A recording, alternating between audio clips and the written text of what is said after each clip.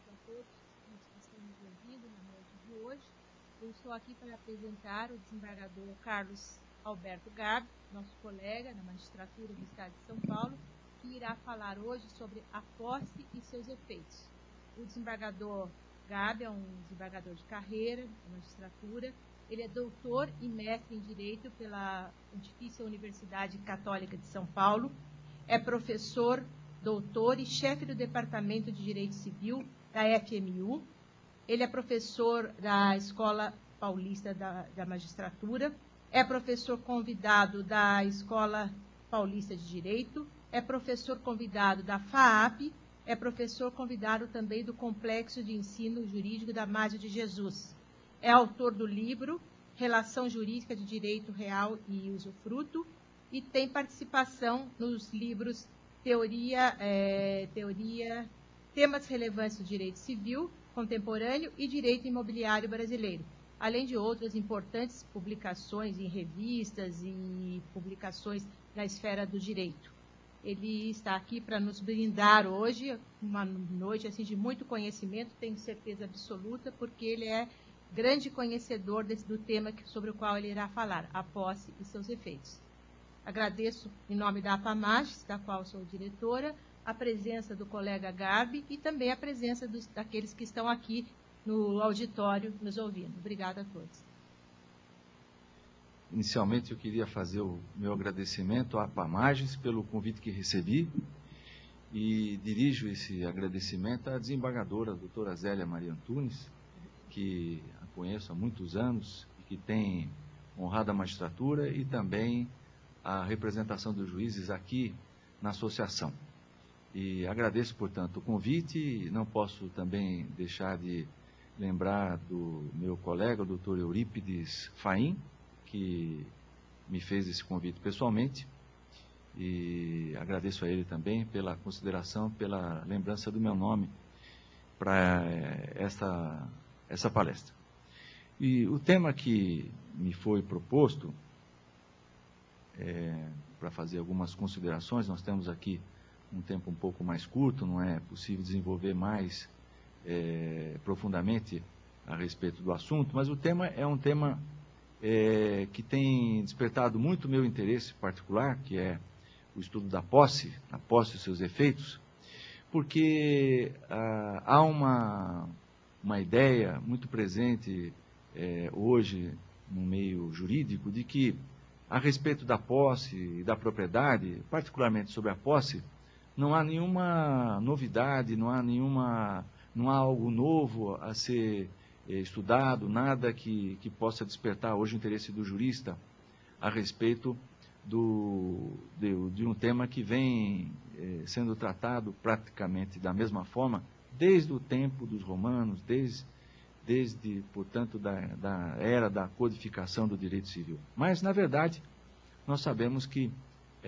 as mudanças dos paradigmas que vieram com a Constituição de 88, com o Estado Social que hoje vive o Brasil, com a passagem do Estado liberal para o Estado social que tem ocorrido no mundo ocidental de uma forma muito perceptível, isso tudo tem trazido novas luzes a esses temas que parecem antigos, mas que, na expressão de um jurista espanhol, não é um fogo apagado, como ele dizia, né? É algo que ainda está queimando e que nós temos hoje novas percepções que vão trazer, junto com elas, também as nossas preocupações, né?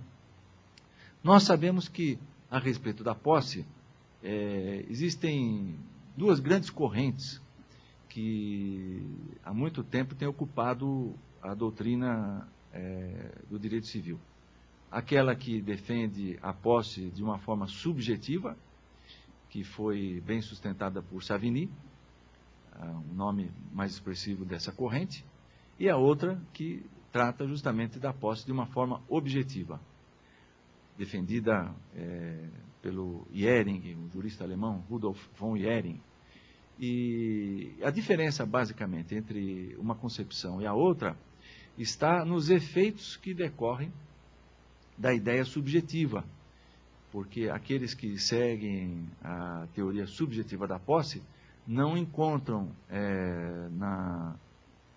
em certas circunstâncias, em certas situações, como é o caso, por exemplo, do locatário, do comodatário e todos aqueles que hoje nós sabemos têm posse direta, não encontram nessas situações jurídicas o reconhecimento da posse como uma situação de fato protegida.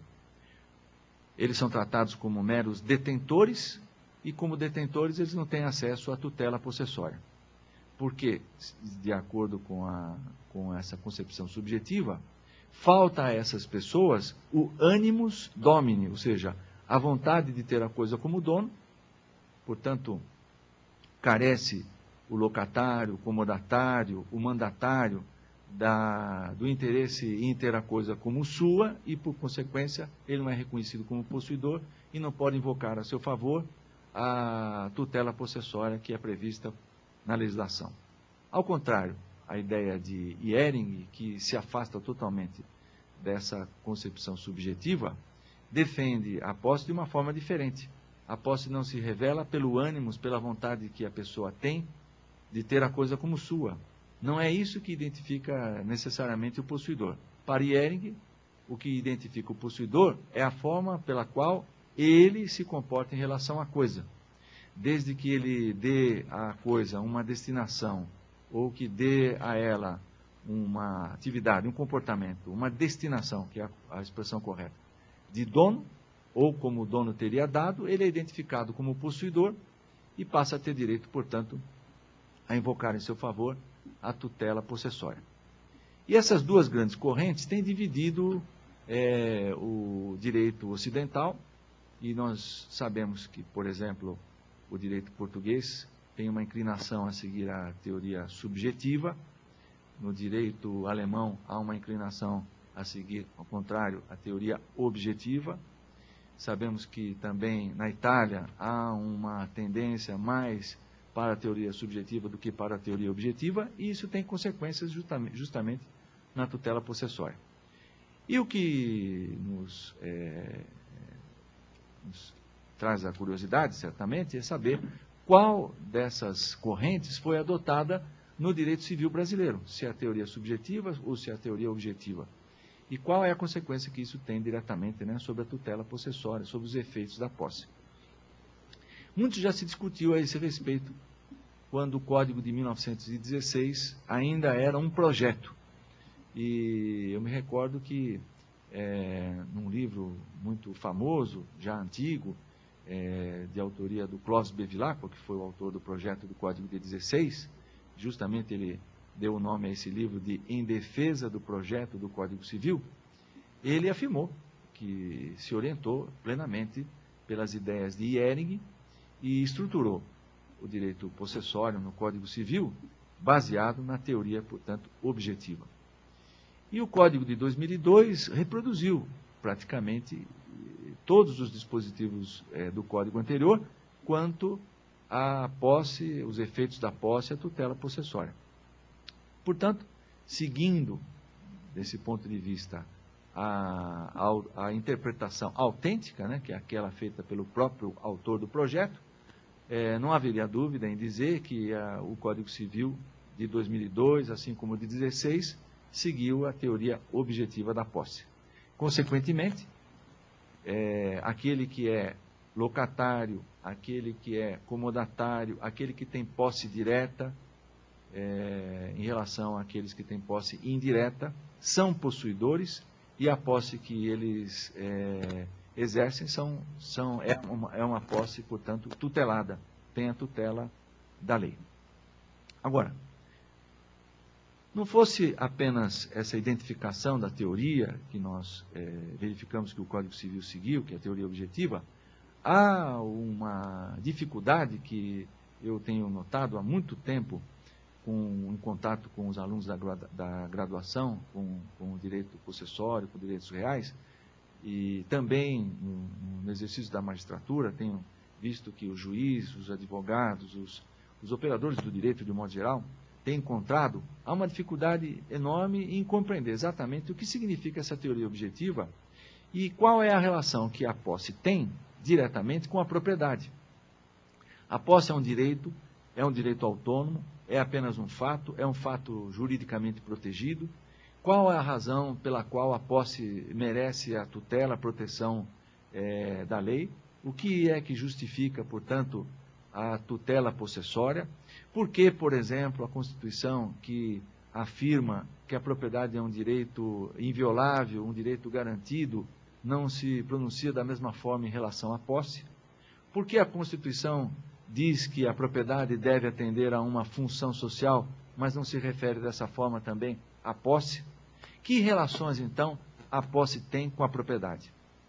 Bom, do ponto de vista do Rudolf Jähring, que escreveu a respeito disso há muito tempo, em 1889, é a data da sua obra mais importante a respeito da posse, uma obra que ele escreveu quando já tinha o seu pensamento amadurecido, ele tinha mais de 70 anos de idade, né? Do ponto de vista do Jähring, a posse é um direito que decorre do direito de propriedade. Então, a posse é intimamente ligada ao direito de propriedade. A posse, então, gravita em torno do direito de propriedade. E por que ele chegou a esta conclusão, a essa afirmação? Ele entendeu, partindo da observação da ordem natural das coisas, que a posse, ou melhor, a propriedade sem a posse é um direito sem valor algum para o homem. E ele usava uma expressão, uma figura de linguagem muito interessante, que marca bem o seu pensamento e que se encontra na sua obra. Dizia que a propriedade sem a posse era como um tesouro, e ele imaginava certamente um baú, né, que guardava riquezas, um tesouro sem a chave. Ou seja, para o proprietário é ter uma riqueza para a qual ele não tinha acesso, que não tinha chave. Então, a propriedade sem a posse é um tesouro sem a chave. Então, a posse é inerente ao direito de propriedade. É, na verdade, dizia ele, uma condição para o exercício do direito de propriedade. Porque o direito de propriedade não tem nenhum valor econômico para o homem se o proprietário, o titular, não puder, então, ter a posse das coisas. Porque é, de fato, da posse que decorre qualquer relação de aproveitamento que pode existir entre o homem e a coisa.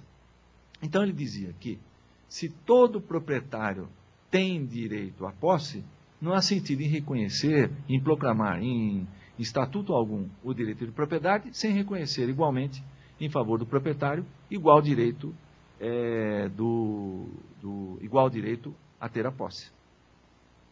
A partir daí, ele estruturou o seu pensamento, o seu raciocínio, e o desenvolveu, dizendo mais que quando, então, se protege o possuidor, a proteção, portanto, que se dispensa a ele, a tutela que a lei defere ao possuidor, na verdade, não é uma tutela da posse, é uma tutela que, embora alcance diretamente o possuidor, ela tem reflexo direto sobre o direito de propriedade. Ou seja, proteger a posse é proteger a propriedade. E ele baseou, então, toda a ideia da posse, na sua teoria, conhecida como teoria objetiva, nesse pressuposto de que todo proprietário tem direito à posse e que toda proteção da posse se justifica porque, na verdade, o valor que deve ser protegido em qualquer ordenamento é a propriedade.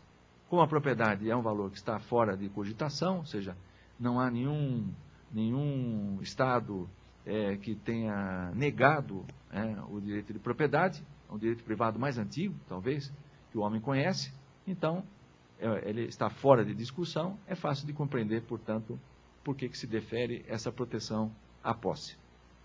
Mas daí existem outras consequências desse seu pensamento, né? Para identificar o possuidor, então, Jähring dizia, é necessário identificar de que modo a pessoa se comporta em relação à coisa. Porque se todo proprietário tem direito à posse, possuidor é aquele que se comporta em relação à coisa como dono. Porque a propriedade é consequência do direito de a posse, é consequência do direito de propriedade. Daí vem a sua famosa expressão, aquela que ele cunhou, dizendo que a posse é a exteriorização da propriedade, ou a posse é a exteriorização do direito de propriedade. Em outras palavras, né? Possuidor é aquele que se comporta como dono. Por quê? Todo proprietário, dizia ele, tem direito à posse e, consequentemente, todo possuidor tem direito de propriedade. É por isso que ele se comporta como dono. Bom, a sua ideia, o seu pensamento, contém uma lógica quase que indiscutível. E ela oferece soluções muito fáceis quando se coloca em discussão o direito possessório. Ocorre que o tempo passou, as condições sociais se modificaram e, particularmente hoje no Brasil, nós temos uma realidade que põe em questionamento essa doutrina que Ehring defendeu com tanto brilho, com tanta inteligência. Por quê?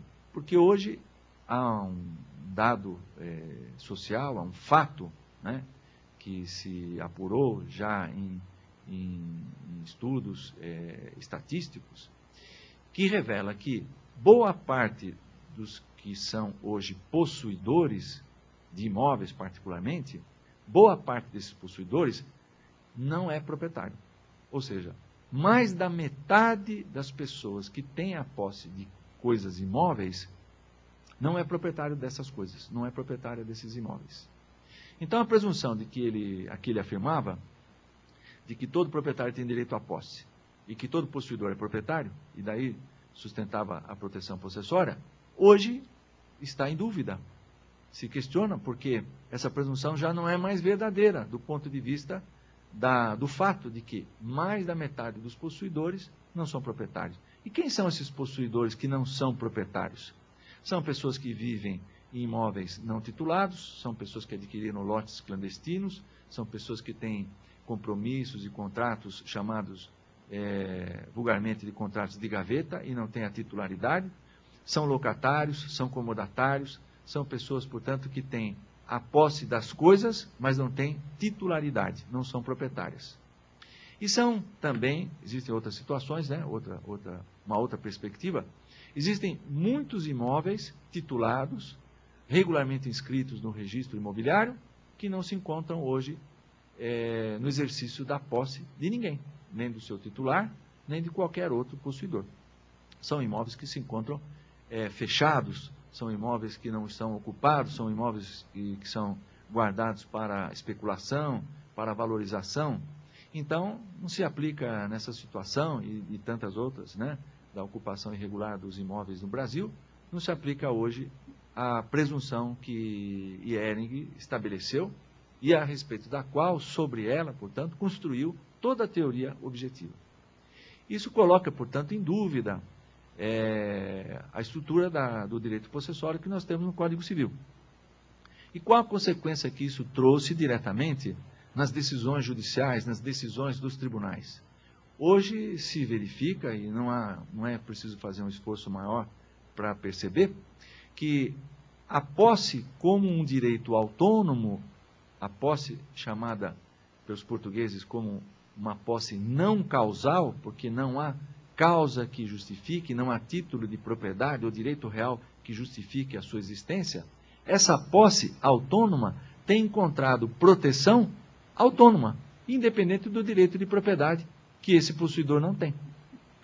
Isso se verifica, por exemplo, quando a jurisprudência admite embargos de terceiro, de quem é apenas possuidor, em favor de compromissários compradores sem registro, em favor daqueles que simplesmente ocupam um imóvel que adquiriram, cuja posse adquiriram de forma ilícita, pelo esbulho, pela invasão ou de qualquer outro modo.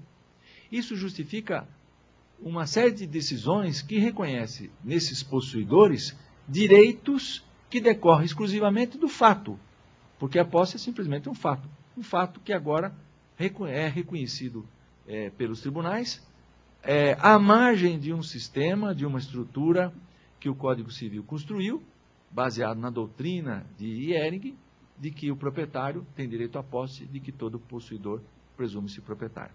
Então, isso vai nos levar a um momento breve, num curto espaço de tempo, a rever muitos dogmas que nós já temos formado a respeito da posse da propriedade no direito brasileiro. Eu diria mesmo que hoje o Código Civil, quando cuida da posse, está fora do tempo, né? Porque há uma realidade que ele não vê, uma realidade para a qual ele não foi desenhado, não foi escrito. Essa realidade tem se demonstrado crescente e preocupante também, não só para o que se concebe a respeito da posse, como também para a propriedade, porque ao se reconhecer direitos em favor da posse não causal, eu também coloco em dúvida os direitos que se reconhecem em favor do proprietário. E o proprietário hoje, titulado, muitas vezes acaba tendo o direito de propriedade, o direito real sobre a coisa, eu diria, ele sucumbe esse direito de propriedade em face desse possuidor, que constituiu uma situação de fato e que a jurisprudência tem emprestado mais direitos, às vezes, do que se vê em favor do próprio titular. Então, essa é um primeiro aspecto que me parece bastante preocupante do ponto de vista hoje do direito possessório. A outra questão interessante diz respeito à forma como a Constituição de 88 tratou o direito de propriedade. O direito de propriedade na Constituição de 88 não é mais evidente o direito de propriedade do Código de 1916. E a posse, evidente, sendo inerente ao direito de propriedade, ou a posse relacionada intimamente com o direito de propriedade, ela já não pode ser mais tratada da mesma forma, igualmente como se fazia no passado, do ponto de vista do que a Constituição estabeleceu para o direito de propriedade. O que a Constituição de 88 trouxe, que parece ser uma nova forma de ver o direito de propriedade no Brasil? A função social. A propriedade deve atender à sua função social. É certo que isso não é uma novidade, porque a Constituição alemã de Weimar, de 1918, já dizia que a propriedade devia atender à sua função social. Usava até uma expressão muito curiosa, dizia que a propriedade obriga. A Constituição mexicana de 1917 também tratava dessa mesma forma a propriedade. E aqui no Brasil, na década de 30, com o governo Getúlio Vargas, um pouco antes ainda do Estado Novo, a Constituição de 34 já se referia à propriedade com respeito à sua função social. Então, isso não é uma novidade. Mas o que foi que despertou, então, o interesse do jurista pela função social da propriedade, agora, expressamente também, prevista na Constituição de 88? Não foi o texto, porque o texto já existia. Foi a transformação do Estado brasileiro, do Estado liberal, do século XVIII, do século XIX, né, do começo do século XX para o Estado social. Essa passagem do Estado liberal para o Estado social alterou toda a ordem de valores que nós temos na Constituição. O patrimônio deixou de ocupar o centro, se diz assim, do ordenamento jurídico, do interesse do ordenamento jurídico, e em seu lugar hoje se coloca devidamente o homem, a dignidade do homem, a dignidade da pessoa. Então a propriedade está ligada hoje a uma finalidade. A sua finalidade é atender a uma função social. É trazer para a realidade uma realização desses valores sociais que nós temos previstos na Constituição. A dignidade, a vida, a saúde, o meio ambiente.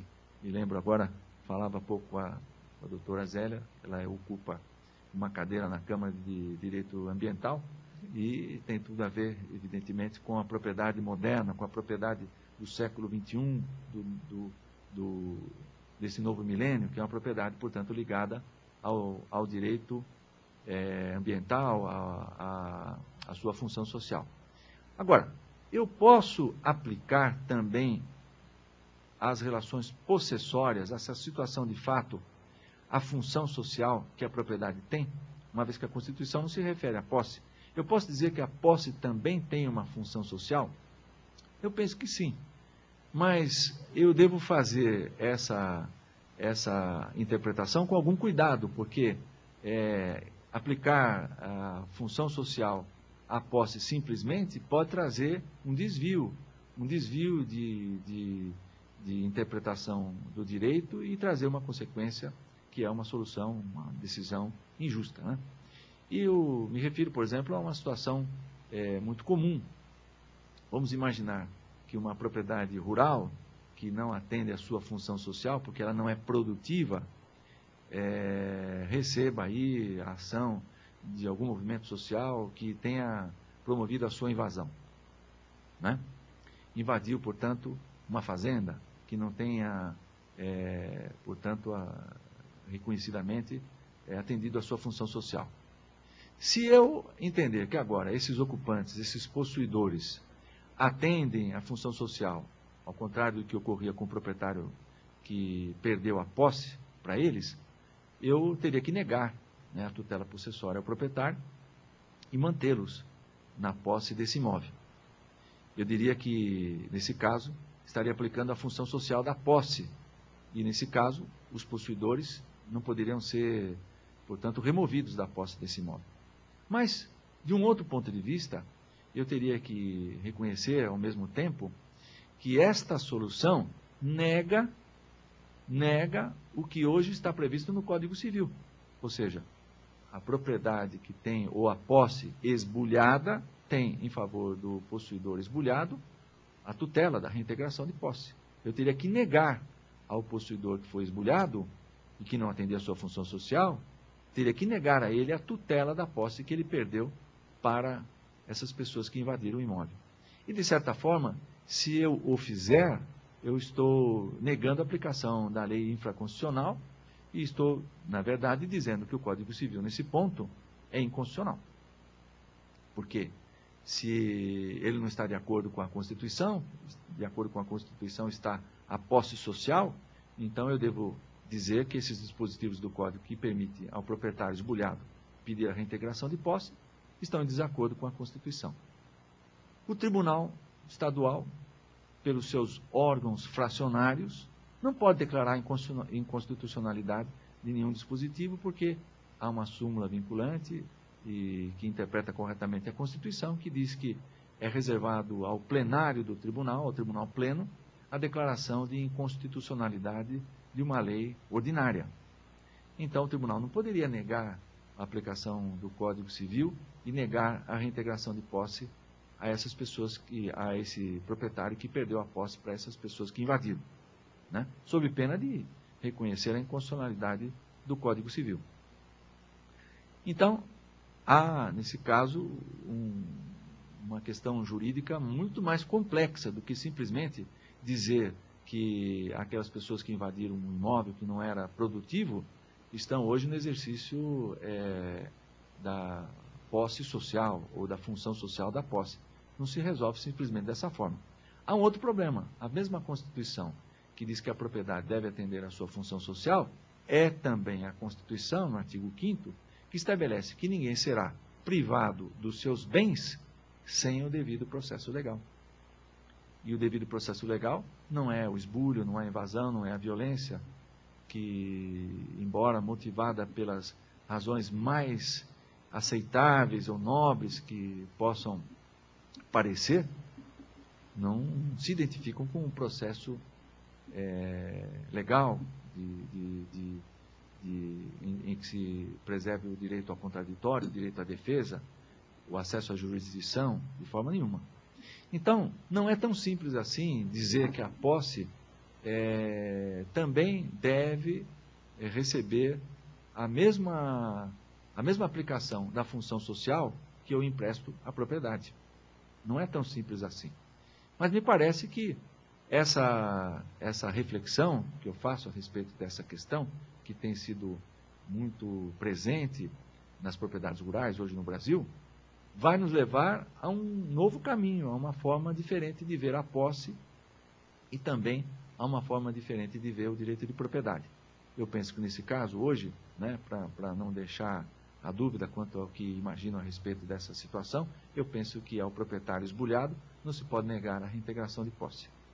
Ele tem esse direito assegurado pelo Código Civil e o judiciário, se estivesse, nesse caso, acolhendo a pretensão desses possuidores, estaria fazendo justiça de uma forma inadequada, ou seja, usurpando valores ou soluções que não estão ao alcance do juiz num conflito dessa natureza. Me parece que o que resolve um conflito dessa ordem não é exatamente uma decisão judicial, é uma ação do Estado, é uma ação social, são outras ações que podem levar a uma solução mais justa e que se encontre de acordo com o Estado de Direito, que é o que a Constituição defende para o Brasil, né?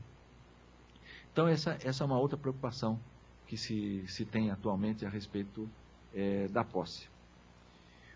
Um outro problema muito interessante, ainda a partir do que nós já falamos a respeito da posse, é encontrar, então, hoje, qual é verdadeiramente o fundamento para a proteção da posse. Uma vez que eu, então, tenho conhecimento de que há uma parcela importante da realidade social atual que indica que boa parte dos possuidores não são proprietários, boa parte dos possuidores tem uma posse não causal, será que a razão pela qual eu devo proteger a posse é ainda a mesma invocada na teoria objetiva, ou seja, é o direito de propriedade? Ou eu vou encontrar uma outra razão, um outro fundamento para proteger a posse e justificar essa tutela que se confere hoje à posse não causal? Eu penso que hoje outros valores são mais relevantes para proteger a posse. Não só o direito de propriedade, mas também se protege a posse hoje, em primeiro lugar, para proteger a pessoa, porque qualquer violência praticada contra a posse é uma violência praticada contra a pessoa. Não há como deixar de ver no esbulho possessório uma violência contra a pessoa. Então, proteger a posse é proteger a pessoa, é assegurar a paz social, é assegurar, portanto, a propriedade também. Mas antes, a pessoa. Então, o que justifica hoje a proteção da posse é, antes de tudo, a proteção que se deve fazer da pessoa humana.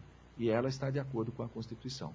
Por isso que eu tenho, para mim, que há uma tendência e que deve se verificar crescente nas decisões dos tribunais em reconhecer mais direitos em favor do possuidor não causal, daquele possuidor que não tem título, mas que tem uma situação de fato que não pode ser alterada sem o devido processo legal. Então é daí que vem, no meu modo de ver, a proteção possessória. Muito bem. Daí, então, nós podemos pensar nos efeitos possessórios hoje estabelecidos no Código Civil, antigo, velho, né, para uma posse moderna, que é uma posse que está inserida nesse novo contexto social, político, que nós vivemos hoje no mundo do século XXI. Que efeitos hoje se reconhecem em favor do possuidor, que se encontram previstos no Código Civil? O primeiro efeito mais importante que a posse produz diz respeito à sua tutela, proteção. Essa proteção, ela pode ocorrer de forma extrajudicial, sem processo jurisdicional, e ela pode ocorrer de forma jurisdicional, proteção judicial.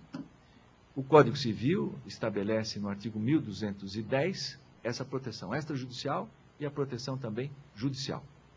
Quanto à proteção extrajudicial, nós temos no artigo 1210 uma previsão também antiga, que veio do Código de 16, que permite ao possuidor que foi ofendido na posse usar a força, portanto, da própria força em favor do direito violado. Seria a legítima defesa da posse e o desforço imediato. A legítima defesa da posse para impedir que o possuidor seja esbulhado. Então, para repelir, portanto, a violência que se pratica contra o possuidor. E o desforço imediato ocorre em outra situação, quando o possuidor já é esbulhado, usa a força para recuperar a posse ou se ver restituído na posse que perdeu injustamente. Então a questão que se levanta hoje é a seguinte: esse uso da força se encontra hoje legitimado em face da Constituição? Nós podemos aceitar que o possuidor esbulhado possa fazer uso da força ou seja, que ele possa se valer das próprias razões, numa espécie de autotutela, sem ordem judicial, e recuperar a posse que perdeu? Nós podemos aceitar essa solução diante do que estabelece a Constituição? Eu penso que não, né? E especialmente quanto ao desforço imediato, eu penso que essa oportunidade hoje o possuidor esbulhado já não tem, sob pena de se violar outros direitos que a Constituição também assegura. São os direitos que são ligados diretamente à proteção da pessoa. E não há como deixar de ver o risco da integridade física e moral de qualquer pessoa na ação do possuidor esbulhado que usa a força para recuperar a posse que perdeu. Assim como eu lembro, nesse sentido, a opinião de um jurista gaúcho que tem me despertado muito interesse na sua doutrina, que é o Ricardo Arone, que escreveu um livro muito interessante sobre uma nova hermenêutica para os direitos reais, e um artigo publicado numa coletânea organizada pelo juiz gaúcho Ingo Wolfgang Sarlett. Ele tem um artigo nesse livro da Livraria do Advogado que também cuida justamente da possibilidade ou não de se fazer uso da força para recuperar a posse. E ele justifica a sua solução dizendo que não se pode sacrificar os valores da dignidade da pessoa, da integridade da vida da pessoa, em favor da posse de uma coisa, ou seja, do patrimônio, né? Se eu coloco na balança, então, o patrimônio de um lado e a vida, a integridade da pessoa do outro, não há dúvida hoje que a Constituição se inclina, evidentemente, em dar prioridade e proteção aos valores pessoais, né, do direito da pessoa. Então, ele diz justamente que não se pode sacrificar esse direito em favor do patrimônio. E a sua argumentação é muito razoável e parece que hoje não há mais espaço, efetivamente, para aceitar esta solução, né? Agora, é evidente que o juiz, quando julga um caso, evidentemente, de uso da força para recuperar a posse, desde que as circunstâncias justifiquem que aquilo tenha ocorrido sem maior consequência, é evidente que o juiz deve pesar muito o fato de que o possuidor esbulhado, ele tem um impulso naquele momento, né, de usar a força, desde que faça isso com meio moderado, com moderação, com meios adequados, né, para recuperar a posse que perdeu. Então, cada caso pode levar a uma solução diferente. Eu digo que, em tese, então, esse preceito que hoje está no Código Civil, autorizando o possuidor esbulhado a usar a força para recuperar a posse, penso que já não pode mais sobreviver diante da Constituição. Agora, de outro lado, a legítima defesa da posse, essa sim, me parece ainda continua presente, porque a legítima defesa não é da posse diretamente, mas é da pessoa, né? Uma vez que a agressão à posse é dirigida diretamente à pessoa, é evidente que ele pode usar a força moderadamente, com os meios adequados também para repelir essa agressão atual. Então, não há dúvida de que a legítima defesa da posse ela é constitucional, uma vez que o Estado não está preparado para socorrer, amparar esse possuidor ofendido antes que o mal realmente acabe se consolidando. Então, penso que a legítima defesa da posse se justifica. O outro efeito, então, ainda relacionado à posse, quanto à proteção possessória, agora diz respeito à proteção judicial. E as questões mais interessantes, mais atuais, do ponto de vista da proteção judicial da posse, diz respeito, em primeiro lugar, aquele prazo ou tempo que o Código Civil antigo se referia, é o ano e dia, né? O ano e dia, que hoje não está mais no Código Civil de 2002, e há quem sustente que ele não existe mais, né? A liminar nas ações possessórias, que é um outro problema, que também se suscita hoje, a partir dessa nova concepção que se tem a respeito da posse. E o problema mais interessante de todos, e que tem desafiado mais o jurista, os operadores do direito de modo geral, que é a questão da exceção do domínio nas ações possessórias. Uma questão que parece ser complicada, intrincada, mas que não é, né? Então vamos inicialmente então pensar, em primeiro lugar, na questão das liminares das ações possessórias, né? O Código Civil diz que o possuidor, claro, esbulhado, terá direito a ser restituído na posse, ou seja, reintegrado na posse. O possuidor turbado terá direito à manutenção de posse. O possuidor que receba uma ameaça de esbulho ou de turbação terá direito, então, a um interdito proibitório, para que se coíba, então, aquele que ameaça a posse levar adiante a ameaça e o cumprimento do que prometeu, o esbulho e a turbação. Essas tutelas de direito material possessório, que estão no artigo 1210, caput do Código Civil, elas são protegidas também, elas são definidas no Código de Processo Civil. E o Código Civil anteriormente dizia que se a ação possessória fosse intentada contra aquele possuidor que tivesse a posse há mais de ano e dia, ela teria que seguir as vias ordinárias. Em outras palavras, não teria direito a uma tutela liminar. E o Código de 16 foi concebido há um tempo que não se conhecia ainda a técnica da tutela antecipada, que veio recentemente no direito brasileiro. Então, a liminar representava, naquele momento em que não se tinha à disposição hoje do artigo 273 do Código de Processo Civil, uma enorme vantagem para o possuidor esbulhado. Porque se ele intentava uma ação de força nova, aquela ação possessória contra aquele que praticou um esbulho há menos de ano e dia, ele teria direito a liminar. Se ele intentasse uma ação de força velha, ele teria que aguardar o trânsito em julgado do processo para poder cumprir a sentença que fosse a seu favor, favorável, para poder recuperar a posse do imóvel. E naquele tempo, se isso significava muito, hoje com a demora e a paralisação dos processos judiciais, né, que todos nós conhecemos, né, por conta desse sufocamento que o judiciário sofre pelo número invencível de demandas, né, aqui em São Paulo são quase 20 milhões de processos, né, uma população de pouco mais de 40 milhões. Então essa demora nos processos é evidente que tem repercussão direta sobre o interesse que o esbulhado tem na medida liminar. Será que a liminar nas ações possessórias desapareceu? Não há mais tutela, portanto, para a ação de força nova? Bom, é um engano pensar que isso ocorreu, que o Código Civil de 2002 revogou essa proteção que tem aquele que sofreu um esbulho recentemente, um esbulho de menos de ano e dia. Por quê?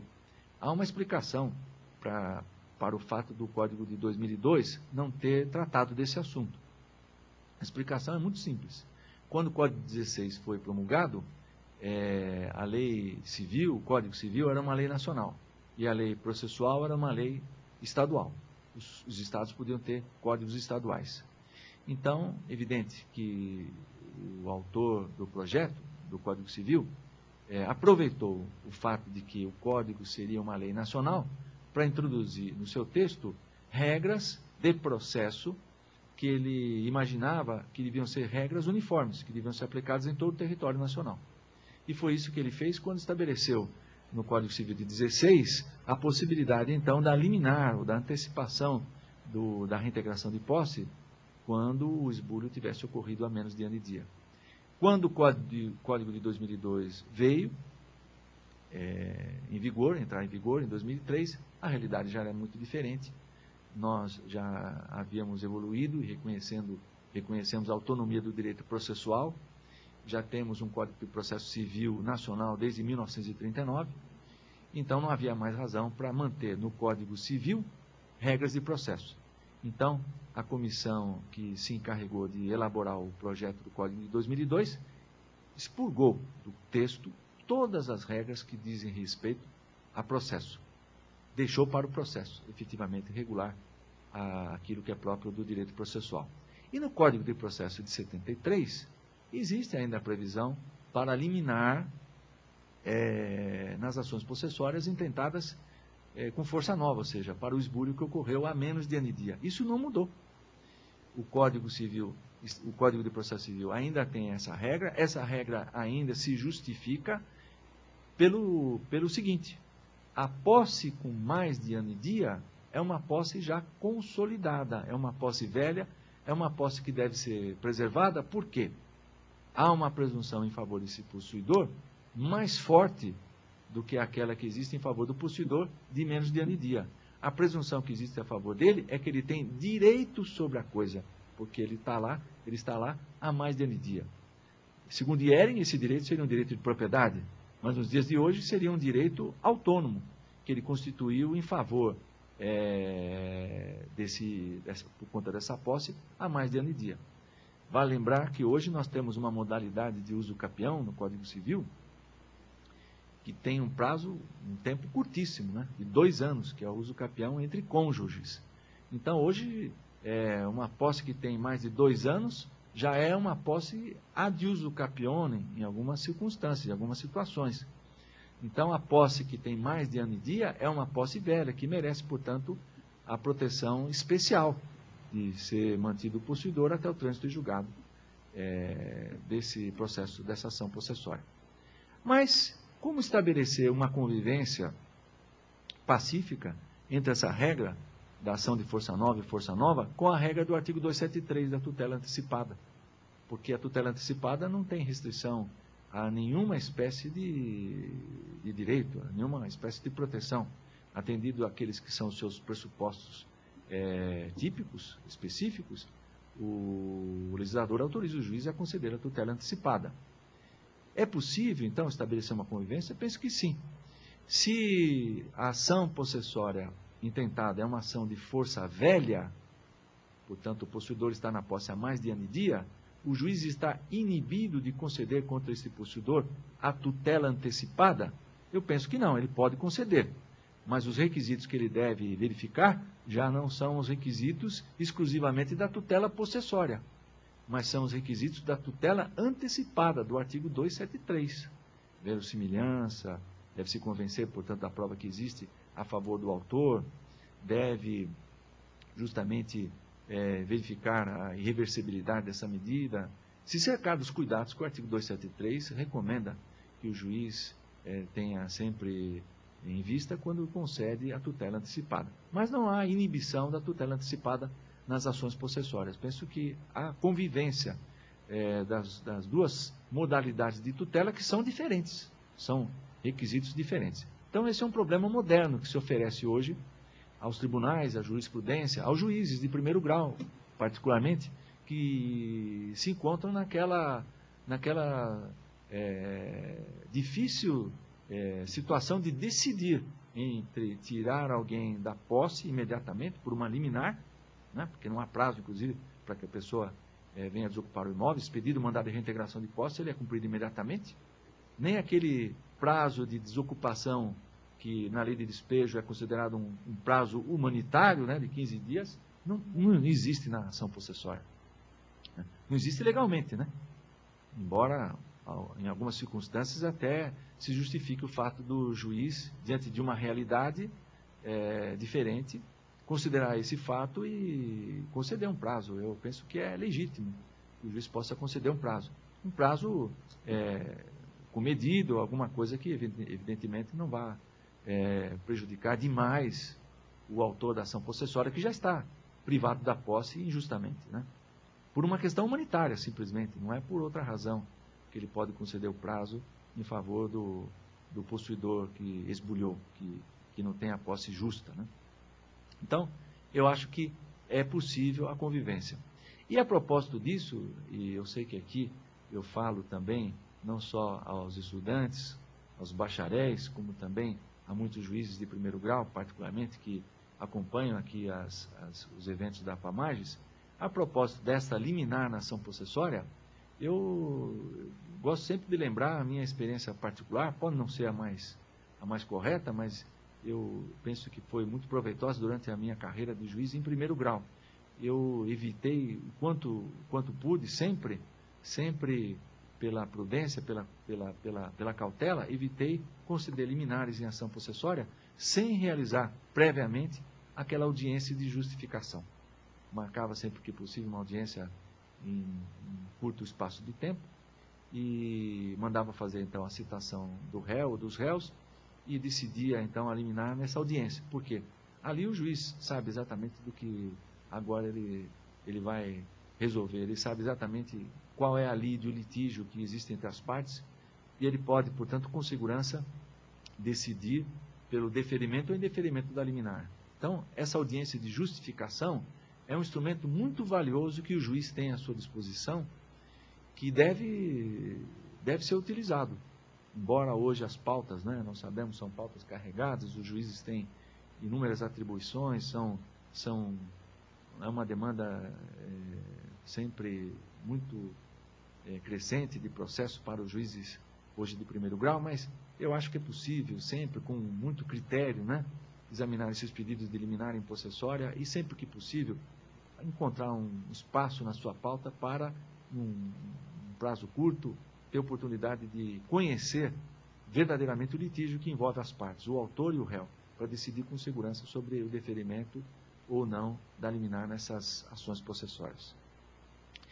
Um outro problema, então, ainda envolvendo essas ações possessórias, diz respeito à exceção do domínio, que é uma questão bastante complicada e eu sei que nosso tempo aqui é curto e eu vou procurar também me falar a respeito disso com brevidade, né? Qual a razão que justifica, como está no artigo 1210 do Código Civil, e como também está no Código de Processo Civil, a proibição de se discutir numa ação possessória direito de propriedade? Qual é a razão que impede que o juiz acolha a alegação do réu de que ele é dono do imóvel para justificar o direito a ser mantido na posse? O que é que leva, então, à proibição nas ações possessórias da exceção do domínio, como é chamada a alegação de propriedade que o réu faz em sua defesa nas ações possessórias? Para entender isso, eu vou lembrar de um caso que é bastante interessante, curioso, que me passou quando trabalhei numa vara regional aqui na cidade de São Paulo, aqui na comarca da capital. Eu me lembro de um caso em que o proprietário de um imóvel, ele era um camelô, um vendedor ambulante, morava aqui no centro de São Paulo e comprou uma casa num bairro mais distante e ele não precisava da casa naquele momento. Então, ele, temendo que o imóvel fosse invadido, que fosse ocupado, depredado, deteriorado, encontrou uma pessoa que pudesse ficar, portanto, na posse do imóvel durante algum tempo, até o dia que ele se decidisse fazer uso da casa. E ele achou, então, um senhor, uma pessoa já que tinha uma idade mais avançada, era um sapateiro que não tinha onde morar, e ele, então, passou a fazer uso dessa casa. E o que trataram os dois foi exatamente o seguinte: o dia que eu precisar da casa, você desocupa. Enquanto eu não precisar, você pode fazer uso dela gratuitamente, não terá nenhum custo para você. E foi um acordo vantajoso para as duas partes.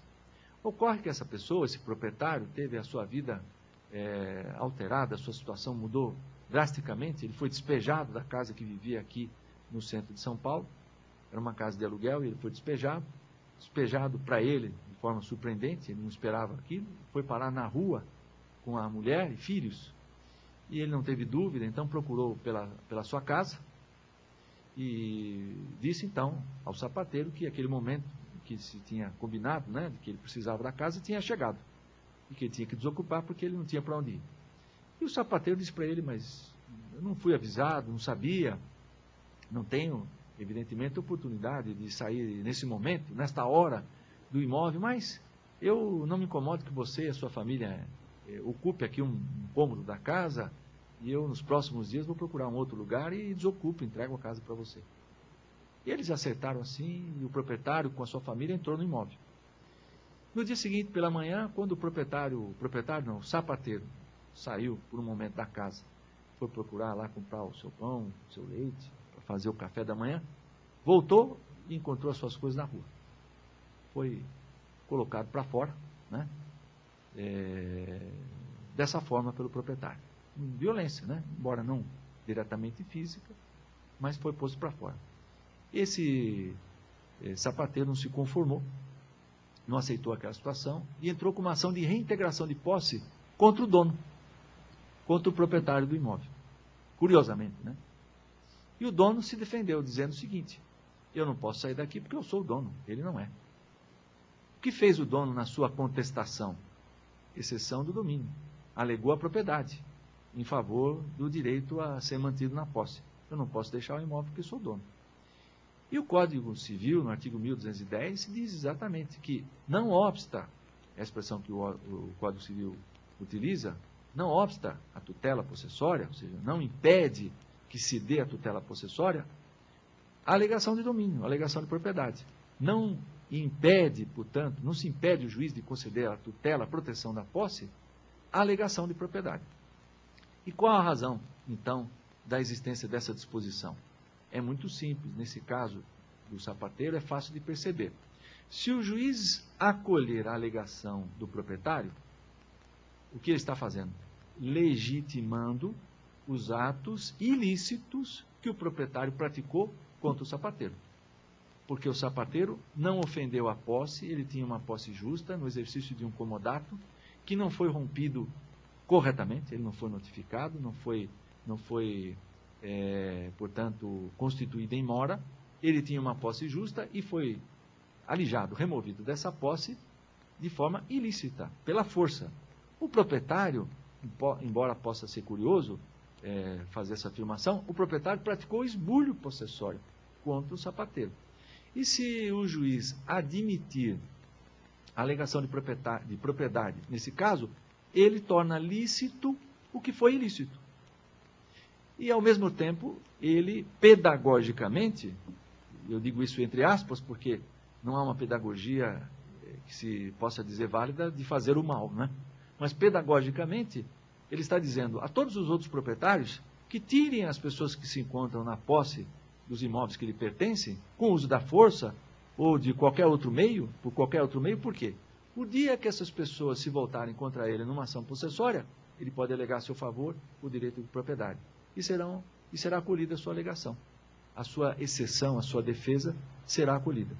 Então, qual a razão que justifica a proibição da discussão da propriedade nas ações possessórias? A razão é impedir que se possam legitimar as ofensas, os ilícitos, as violações da posse pelo proprietário. Então, é essa a razão que impede a alegação de propriedade nas ações possessórias. E se ele não pode alegar na ação possessória, ele não pode alegar em outro processo em que se pede o reconhecimento do direito de propriedade, enquanto não for julgada a ação possessória. É a proibição que também se encontra no mesmo sentido do Código de Processo Civil, impedindo que, na pendência da ação possessória, se possa intentar uma ação de reconhecimento do domínio.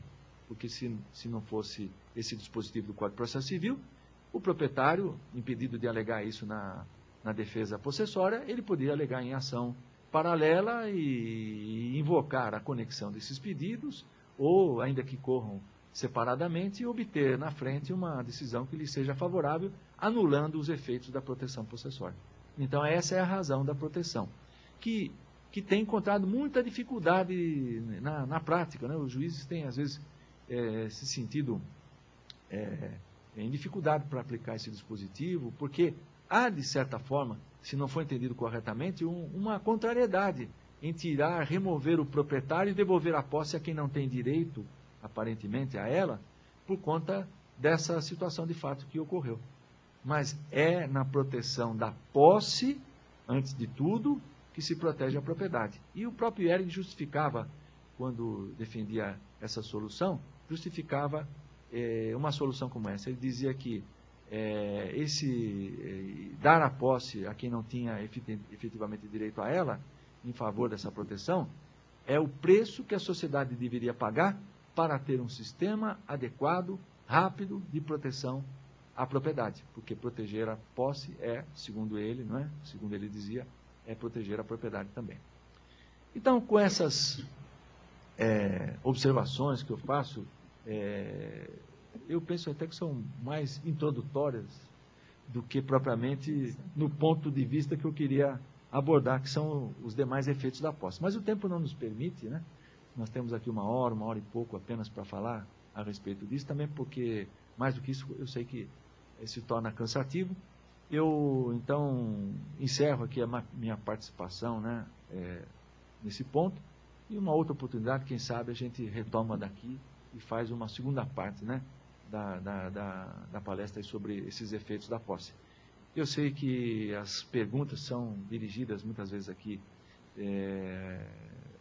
pela internet, e eu fico então, doutora Zélia, à disposição para responder qualquer dúvida dos interessados. Muito obrigado. Em primeiro lugar, eu quero cumprimentar o desembargador Gabi pelo brilhantismo da sua palestra e confessar aqui para todos que é um dos meus temas favoritos. Um dos processos que eu mais gosto de julgar é o processo possessório. Eu adoro posse. Eu acho que posse é uma coisa realmente apaixonante e nunca se sabe bastante. Eu acho que elas estavam comentando ali, isso é difícil. É muito difícil, mas é muito interessante ao mesmo tempo. Como essa questão que o desembargador Gabi colocou, né? Você vai dar a posse para quem está a posse em detrimento do proprietário, mas isso é o estudo da posse, né? A posse, ela prevalece muitas vezes sobre a propriedade, dependendo daquela situação concreta. E isso que torna esse assunto tão apaixonante, porque existem peculiaridades que na teoria nós não encontramos, e na prática, no dia a dia, nós vemos ações muito interessantes envolvendo esse assunto. Então, é um dos meus temas favoritos, fiquei aqui anotando, como se eu estivesse realmente numa aula de novo, gostei, né? Voltei no tempo, estou na faculdade, aprendendo alguma coisa, e o professor Gabi me ensinou muita coisa. Agradeço. E agradeço também em nome de todos que nos ouviram pela internet e aqui presente, e estamos aqui aguardando perguntas, inclusive dos presentes, que os presentes também podem fazer perguntas. Quem quiser, a palavra está aberta.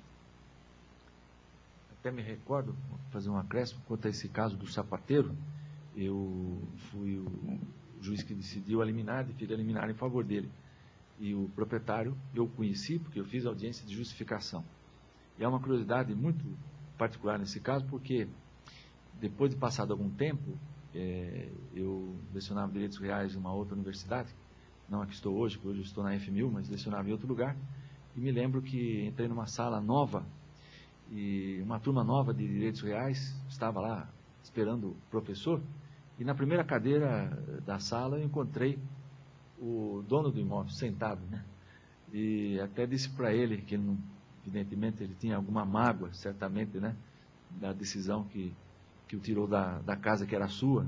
Compreendo perfeitamente que ele tivesse, mas eu disse para ele que ele talvez tivesse sido o único aluno que eu tive que aprendeu posse na prática, na teoria e na prática, né? Exatamente. Primeiro ele aprendeu na prática, depois ele foi lá aprender na teoria, mas é muito interessante. Não sei se já tem alguma pergunta aqui para nós. Os senhores também não querem fazer alguma pergunta? Então eu vou fazer uma pergunta para o professor Gabi, né? Que num dado momento aqui da nossa palestra, ele falou que nós temos que rever os dogmas e os conceitos do direito de propriedade em prol do direito de posse. E então eu colocaria, não é, a questão da regularização fundiária, porque a regularização fundiária é uma forma que nós temos hoje, muito moderna, de se dar a propriedade àqueles que estão no exercício da posse e também aqui em obediência a esse princípio, essa garantia constitucional da função social da propriedade. Então, é uma questão... Esse tema, de fato, é muito interessante. Eu tenho, ultimamente, também, porque sou apaixonado por esse assunto, tenho estudado alguma coisa a esse respeito. E essa regularização fundiária, que hoje está prevista na lei Minha Casa Minha Vida, e foi recentemente modificada, né? Talvez, eu reputo, a iniciativa mais importante que ocorreu nos últimos anos para regularizar uma situação que incomoda demais os grandes centros urbanos no Brasil. E é justamente a causa dessa situação que se encontramos hoje, de um número excessivo de pessoas que têm posse e não têm titulação. São pessoas que compraram lotes de loteamentos clandestinos, pessoas que se viram, portanto, em situações que hoje não há possibilidade de regularização, a não ser por essa iniciativa da regularização fundiária e da usucapião administrativa, né? que é consequência dessa regularização. Então, eu penso que esse é o meio mais inteligente que se criou para regularizar a situação dessas pessoas que compraram lotes em imóveis não regularizados, né, sem registro. Eu me lembro, quando era estudante ainda, na Faculdade de Direito, que a Associação dos Advogados de São Paulo publicou aquela revista do advogado, que já é antiga, com um tema de capa que era a regularização dos loteamentos clandestinos. E vários artigos foram publicados ali, e ideias, iniciativas das mais bem intencionadas, e nenhuma delas deu resultado. Depois veio, com a Constituição de 88, esse uso capião de lote urbano, né, do artigo 183, que foi também mais uma tentativa, mas que também não deu certo, porque quando se reconhece a propriedade de um lote dentro de um loteamento que não existe, ele não tem registro, pela quebra da especialidade. Então, a única forma inteligente de se regularizar isso, de fato, é pela iniciativa da regularização fundiária. A única preocupação que eu tenho é que a iniciativa de se fazer essa regularização fundiária não seja tomada por aqueles que a lei legitimou, né? E, particularmente, o maior interessado é a Prefeitura. É a Prefeitura que tem que ter a iniciativa e tem que investir nisso, gastar dinheiro, colocar pessoas que têm capacidade técnica para fazer isso. Porque o benefício social que isso vai trazer para essas populações imensas que vivem nessas condições, não tem preço, não tem preço. Eu acho que é realmente elogiável, né, a disposição que está na lei Minha Casa Minha Vida, e tudo depende para que ela se concretize e que não seja lembrada também como uma revista do advogado da década de 80, que eu me recordo, não seja lembrada apenas como mais uma tentativa, que ela se torne concreta pela iniciativa da Prefeitura. Exatamente, o município, né, que tem que cuidar da regularização da ocupação, né, do uso do solo e ocupar de uma forma legal, mas tornar isso possível quando isso já está numa situação concretizada, né, de ocupação há vários anos e as pessoas se comportam, inclusive, como se fossem proprietários, porque o comportamento daquelas pessoas que ocupam os lotes, que têm a sua casa construída, é um comportamento de proprietário, só que elas não conseguem um título porque a situação geral daquela área é uma situação irregular. Então, a regularização fundiária, que deve se encontrar, a Prefeitura devia ter um departamento próprio, não aqui, só a nossa Prefeitura de São Paulo, mas de todos os municípios, para a regularização do uso do solo. E dar àquelas pessoas o direito de dizer, sou proprietário desse lote, com ele registrado e tudo mais. É isso aí. Então, acho que se nós não tivermos perguntas nem nada, daremos por encerrada a exposição do desembargador Gabi. E eu, mais uma vez, em meu próprio nome, que aprendi muito, e em nome da APAMAGES, agradeço imensamente e já fica o professor Gabi convidado para continuar isso aqui, para depois falarmos mais sobre os efeitos da posse. Então, se ficou faltando alguma coisa, já está convidado. Muito obrigado, agradeço a todos que dedicaram aí sua atenção, seu tempo para assistir, para ouvir, e aos que estão aí pela internet também em contato com a APAMAGES. Muito obrigado. Obrigado a todos os internautas, e até a próxima. Obrigada.